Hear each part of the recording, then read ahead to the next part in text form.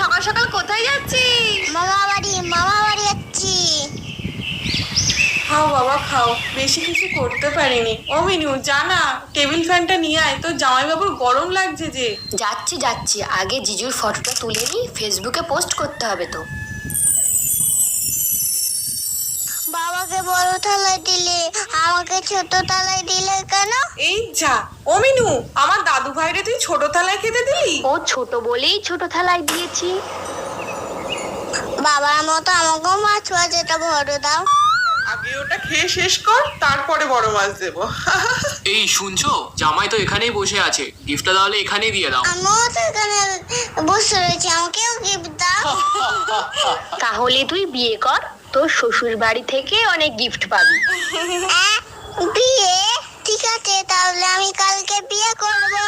তাহলে আমি অনেক গিফট পাবো তো।